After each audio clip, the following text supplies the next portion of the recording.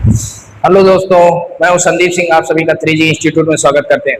दोस्तों, हम एम लक्ष्मीकांत का माइंड मैप बना रहे थे। तो एम लक्ष्मीकांत का माइंड मैप बनाने के अगले अध्याय में हम बढ़ते हैं। नेक्स्ट अध्याय है आपका अध्याय 11 अध्याय 11 है। इसमें हम बताएंगे संविधान की मूल संरचना।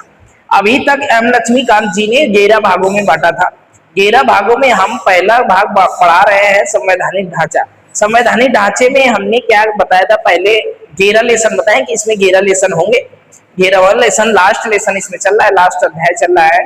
इसमें हमने पहला लेसन कराया था ऐतिहासिक पृष्ठभूमि, संविधान का निर्माण दूसरा था, तीसरा था संविधान की विशेषता और चौथा था संविधान की प्रस्तावना, पांचवा था आपका संविधान इस संघ और इसके राज्य क्षेत्र और छठा था आपका नागरिकता, सातवां मूल अधिकार और आठवां आपका मूल अधिकार हुआ डीपीएसपी था, राज्य के नीति निर्देशक तत्व और नवा आपका था मौलिक कर्तव्य और 10वां आपका था संविधान संशोधन और 11वां आपका है संविधान की मूल संरचना। मतलब हमारे संविधान की मूल संरचना क्या है, इसके बारे में पढ़ेंगे कि संविधान की मूल संरचना क्या है।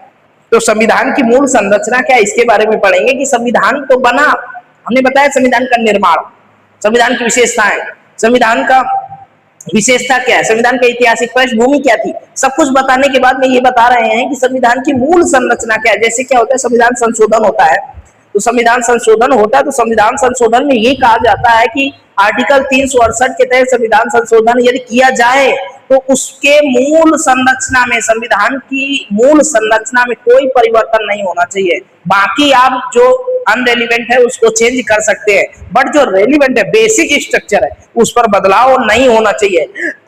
अनुच्छेद 368 संविधान संशोधन के तहत चेंज नहीं होना चाहिए। तो बेसिक स्ट्रक्चर में यह कहा जाता है कि बुनियादी शब्द का उल्लेख, जो बेसिक स्ट्रक्चर है इसका मतलब होता है बुनियादी शब्द।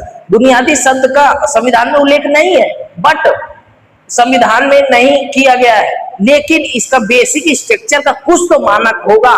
क्या क्या नहीं हम लोग बदल सकते हैं संविधान संशोधन में, इसमें हमने आज ये बताया कि बुनियादी अधिकार क्या है। बुनियादी अधिकार कैसे समझेंगे, तो इसको ऐसे समझेंगे कि लोगों के बुनियादी अधिकारों और संविधान के आदर्शों और दर्शन की रक्षा के लिए समय समय पर न्यायपालिका, किसके, लोगों के बुनियादी अधिकारों और संविधान के आदर्शों की, संविधान का जो आदर्श है, समानता, स्वतंत्रता, बंधुत्व, न्याय का अधिकार और इक्वलिटी का